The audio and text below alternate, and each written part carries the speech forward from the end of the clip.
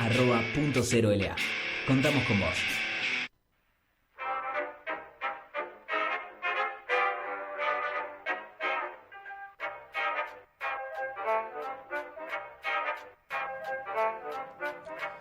Regresamos a este segundo bloque del noticiero en la 10ª edición y menos que 10 es la temperatura que está haciendo en este momento en la ciudad de Buenos Aires.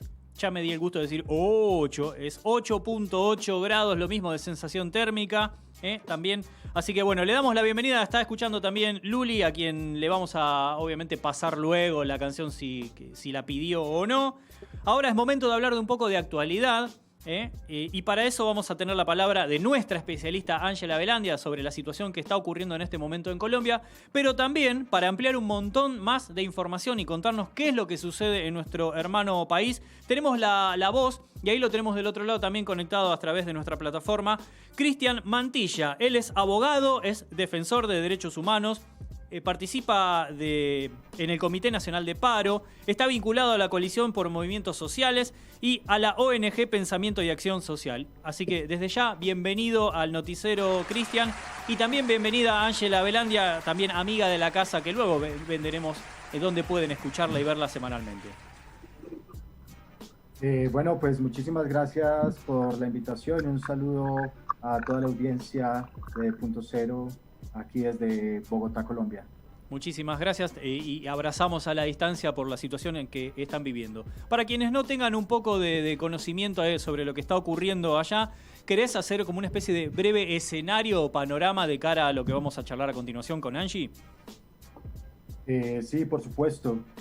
Bueno, en este momento en Colombia se viven 10 días de paro nacional, de movilizaciones constantes, que iniciaron a partir del día 28 de abril con una convocatoria que hace el Comité Nacional de Paro para exigir al gobierno nacional el retiro de la reforma tributaria, una reforma que ha sido pues declarada y denunciada como regresiva, que gravaba la canasta familiar y que golpeaba aún más a la clase trabajadora y a las clases medias, ya golpeadas fuertemente por la crisis económica profundizada por la pandemia, y que han sido 10 días de paro, de movilizaciones que han sido respondidas de manera violenta por parte del gobierno nacional, quien tuvo que retirar la propuesta del proyecto de reforma, pero aún así se mantiene la movilización que exige otras reivindicaciones, entre esas el retiro de una reforma al sector salud que viene en curso y un retiro de la militarización ordenada por el presidente Iván Duque el 2 de mayo a través de la figura de asistencia militar. Estas son algunas de las cosas que están sucediendo en el país. Muy bien. Angie, ¿estás del otro lado también para participar de esta conversación? Sí, hola, ¿cómo están? Muchísimas gracias por la comunicación, una comunicación de apoyo y también necesaria, ¿no? En un momento en que los colombianos queremos que los ojos del mundo estén puestos justamente en el conflicto que tenemos en el territorio y también en las injusticias que se están dando en este momento dentro de estas mismas manifestaciones, ¿no? Queremos que no queden impunes todos los hechos de violencia que se han presentado y que, bueno, que justamente Derechos Humanos se haga visible y comience de alguna forma a visibilizar pues todo esto que está pasando.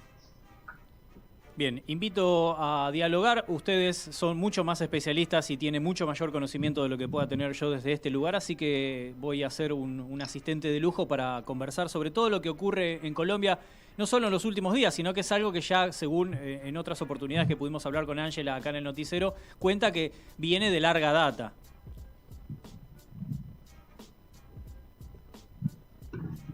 ¿Sí están ahí del otro lado?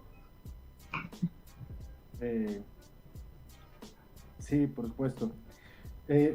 Sí, creo que es importante señalar que la movilización social en Colombia venía en ascenso. En el 2019 se presentaron una enorme movilización que fue apenas suspendida con la pandemia de la COVID-19, pero que a pesar de la pandemia, en el año 2020 sucedieron también movilizaciones. Entonces, es importante señalar que no se trata solamente de un rechazo a la política fiscal que pretendía imponer el gobierno nacional, sino se trata de una indignación generalizada frente a problemas estructurales del país. Tenemos que recordar que Colombia es el país más desigual de la región y se encuentra entre los 10 países más desiguales en todo el mundo. Las recientes cifras de pobreza monetaria presentan que llegamos a un 24% de la población en pobreza monetaria y un tanto igual en pobreza extrema.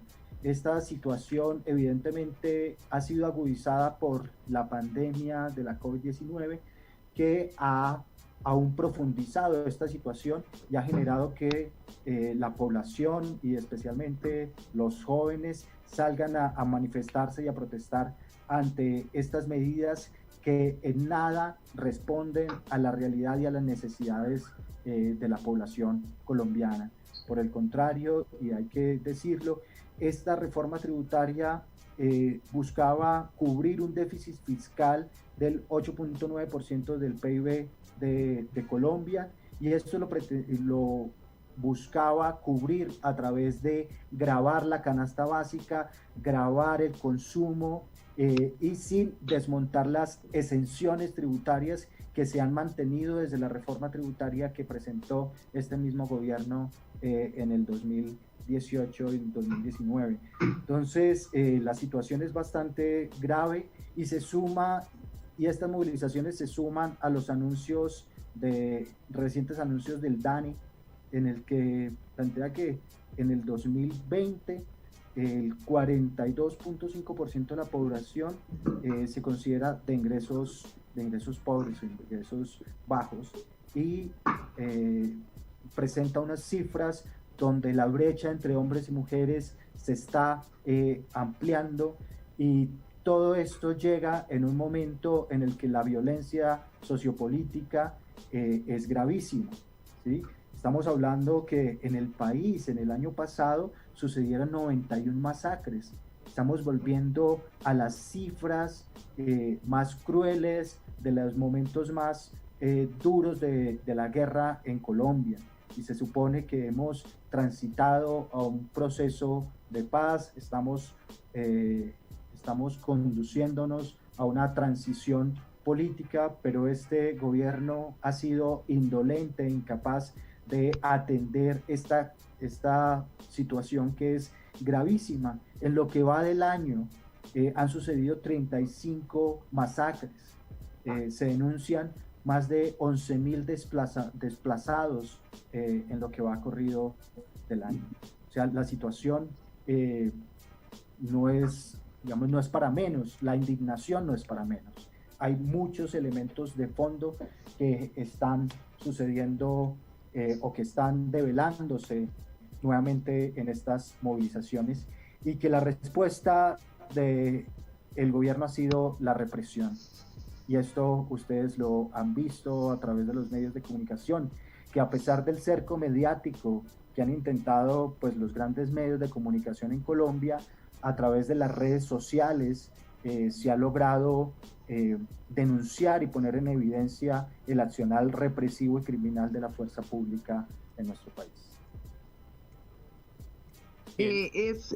Ahora entra un poquito añadiendo quizá algo y señalando también otras cosas importantes que nombra el compañero y compatriota, y es que si bien para los ojos del mundo este es un episodio más, para los colombianos no lo es, porque ya venimos cansados de sistemáticos abusos, y ahora lo que se presenta es como una organización más, como algo más elaborado, más organizado. Hay sectores que antes eran apáticos a la política o que de alguna forma la misma sociedad los hizo apáticos y no encontraban como la manera de entrar dentro de esta lucha, ¿no? En este momento estamos viendo que hay muchos sectores que se están organizando, que antes no respondían, ahora lo están haciendo, y eso seguramente es lo que también ha logrado que este paro nacional tenga la duración que tiene en medio de una crisis sanitaria mundial.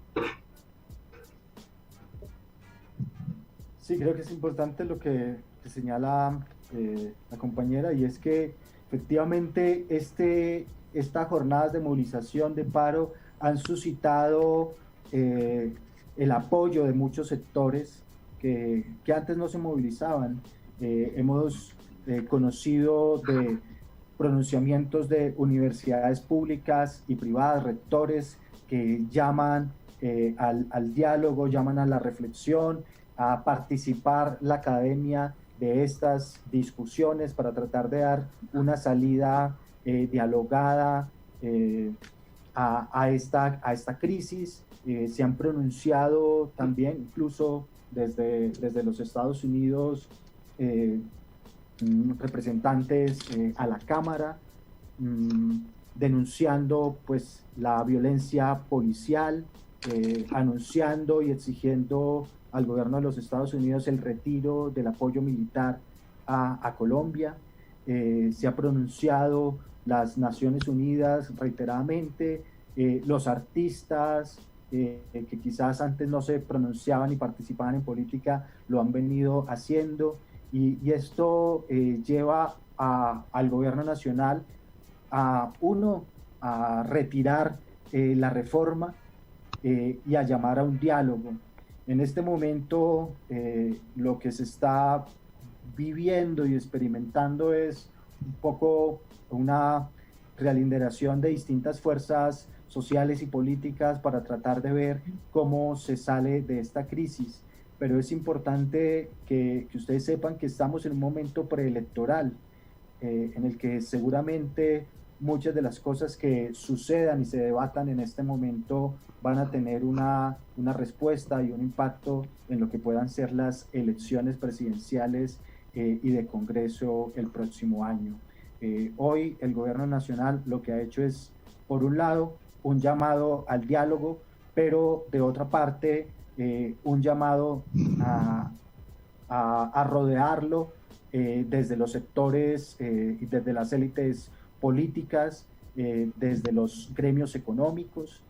Cuando anuncia el diálogo, con los primeros que dialoga son con los gremios económicos, son con las altas cortes, y aquí también hay que hacer una mención al diálogo que tuvo el día de ayer el presidente Iván Duque con los presidentes de las altas cortes y las corporaciones de la rama judicial. Y es que el pronunciamiento que emiten los presidentes de las altas cortes es un mensaje muy preocupante, porque señalan un apoyo irrestricto a las medidas adoptadas por el gobierno nacional, tomando distancia y haciendo casi que una renuncia a sus obligaciones constitucionales de control judicial y de control político.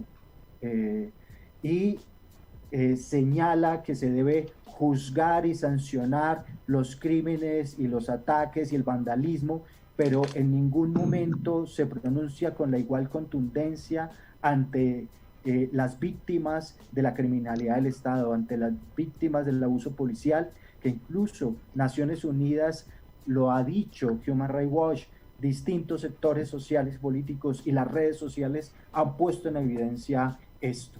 Y las altas cortes hoy parece que se unen al gobierno nacional para protegerlo. Y esto es grave porque ya ha sido cooptada también la Defensoría del Pueblo, la Procuraduría, que son los entes de control que tienen que hacer un seguimiento y un control administrativo y judicial al accionar del gobierno, y no han sido suficientemente contundentes y no han logrado hacer ese control.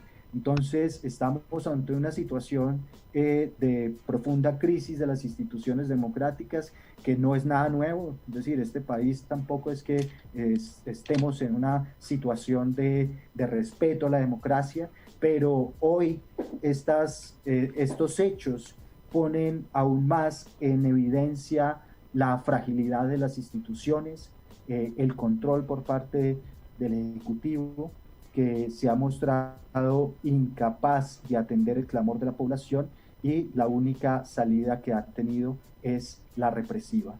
Entonces es una situación complicada la que estamos viviendo, y esperamos, y aprovecho para exigir. Uy, perdimos la voz justo en ese instante. Bueno, esperamos a ver si tenemos de nuevo la palabra. Dale. Justo. Dale, si quieres, Sí, si Angie. quieres, mientras tanto, yo voy añadiendo algo importante e interesante que escuchaba en el compañero, en el compatriota, y es que en ese momento los medios de comunicación están jugando un papel importantísimo dentro de lo que está pasando en Colombia, teniendo en cuenta que Colombia es un país que siempre ha tenido de alguna forma los medios hegemónicos conectados, ¿no? con esta forma de gobierno, de desgobierno más bien. Entonces los medios alternativos e independientes se vuelven en una herramienta, o se convierten en una herramienta muy poderosa para el pueblo en este momento, ¿no? Un momento en el que necesitamos ayuda, colaboración, cooperación y visibilización de lo que está sucediendo. Quizá en este momento, si prendes un televisor en Colombia, en alguno de los medios hegemónicos o en los medios que más se consume en Colombia, la realidad que muestran es una realidad de la victimización, ¿no? De alguna forma, de las fuerzas militares y del gobierno, teniendo en cuenta que, bueno, que es un gobierno que ha hecho todo para que la gente salga a la calle tomando a la fuerza, digamos, las medidas, y se victimiza de esa forma, mostrándose por los medios de comunicación, algo que le ha hecho mucho daño al pueblo, porque hemos estado educados mucho tiempo por esta misma gente, ¿no? Esta gente que está aliada y que responde a una agenda de información que ayuda a tapar todo esto que nos ocurre en Colombia. Entonces creo que estas conexiones que generamos con otros países, con medios de comunicación distintos y alternativos, nos ayudan para de alguna forma visibilizar y encontrar apoyo internacional, y que los derechos humanos de alguna forma no sigan, o los que ya se violaron de alguna forma tengan justicia, las víctimas de estos acosos, abusos y demás desmanes que se están haciendo con la población en Colombia. Muy bien, ahí recuperamos a Cristian Mantilla y refresco, ya antes de dar un cierre, con quién estamos conversando. Bueno, esa es la voz de Ángela Velandia, nuestra especialista en lo que concierne a sociedad. Latinoamérica también tiene su programa, que vamos a vender inmediatamente después que terminemos de hablar, con Cristian Mantilla, a quien ya tenemos nuevamente ahí para que cierre esta idea y demos alguna especie de conclusión en relación a este panorama, a este escenario en nuestro hermano Colombia, que es abogado, defensor de derechos humanos, pertenece también a la ONG Pensamiento y Acción Social, está vinculado a la Coalición por Movimientos Sociales y participa en el Comité Nacional del Paro, que es lo que está ocurriendo y el tema que nos une en esta jornada en el noticiero. Bueno, primero decir que no participo de manera directa en este momento en el Comité de Paro. La organización a la que estoy vinculado, que es la Coalición de Movimientos y Organizaciones Sociales de Colombia, sí participo. No, quisiera dejar un poco las cifras para que el pueblo argentino y latinoamericano entienda las dimensiones de la situación. Ya mencionaba que este año es uno de los años más violentos y sangrientos de la historia reciente. Este año, lo que va corrido el año, han sido 35 masacres en la ruralidad, ¿sí? Es decir, el conflicto armado en los territorios rurales dispersos es una situación compleja, que ahora se suman los más de 30 personas asesinadas en lo que va corrido de esta jornada de movilización. Es difícil dar en este momento cifras precisas, porque se viene haciendo un ejercicio de recolección de información porque no es confiable las cifras que ha dado la Defensoría del Pueblo y mucho menos la Fiscalía General de la Nación. Pero lo que han recogido las redes de derechos humanos, las organizaciones de derechos humanos hasta el día de ayer, habían 32 personas asesinadas, más de 200 personas heridas. Ya hay una cifra de más de 100 desaparecidos y más de 20 personas heridas en sus ojos, como ocurrió en Chile. Estamos hablando de un tratamiento militar. El día 5 hubo un aterrizaje de aviones de la policía artillados en una sede de un colegio en la localidad de Bosa, en Bogotá, rompiendo totalmente con el derecho internacional humanitario. En Siloé hubo una incursión militar, han habido acciones cívico-militares, casi que un accionar paramilitar como se vivió hace más de una década y que hoy estamos viendo de la misma manera. Entonces la situación es bastante grave. Esperamos que se generen las garantías suficientes para el ejercicio legítimo de la protesta, garantías suficientes para llegar a un diálogo y una solución sobre la crisis, que no es solamente hoy el tema de la reforma tributaria. La exigencia hoy es la desmilitarización de las ciudades, continúa siendo el desmonte del Escuadrón Móvil Antidisturbios de la policía, que es uno de los principales responsables de la violación a los derechos humanos, y el desmonte y el retiro de la reforma a la salud, pero adicionalmente hay una exigencia durante todas estas jornadas de movilización a partir de la crisis generada por la pandemia, y es el de una renta básica universal. La situación económica, social del país no da tregua y es necesario unas soluciones contundentes a esta crisis. Muy bien. Teníamos ahí más claro imposible. Tenemos la palabra de Cristian Mantilla, también de Ángela Abelandia. No nos queda nada de tiempo, les agradecemos y desde ya está abierto el micrófono y el espacio del noticiero acá en Punto Cero para cualquier otra novedad y esperemos que en el futuro inmediato esto sea un poco más positivo, por así decirlo. Desde ya, muchísimas gracias. Bueno, muchísimas gracias a ustedes y un saludo a la audiencia y bueno, también la solidaridad con el pueblo argentino que también pasa por situaciones difíciles. Muy bien, nos abrazamos a la distancia. Era la palabra de Cristian Mantilla. No voy a volver a mencionar todos los créditos porque la verdad que es un referente del tema. También, Ángela Abelandia, te agradecemos por la participación de cada viernes, prácticamente tenemos que decir, porque Colombia es noticia todas las semanas. ¿Cómo que no? Sí, señor. Acá a la orden para lo que necesiten. Y también recuerden que me pueden escuchar los jueves a las 23 horas por Latinoamérica. Ahí estamos también latiendo fuerte y en este momento dando un apoyo enorme a todo el pueblo colombiano. Recomendamos el programa Latinoamérica los jueves a las 23 acá en Punto Cero para conocer y deslumbrar también con todo lo que es el mundo y la gente de toda esta querida región. Bueno, ahora vamos a tomar un poco de aire porque queda la segunda mitad del noticiero y tenemos inmediatamente en unos instantes la charla con el precandidato a diputado nacional Yamil Santoro. Pero antes, obviamente, como siempre, el flash informativo.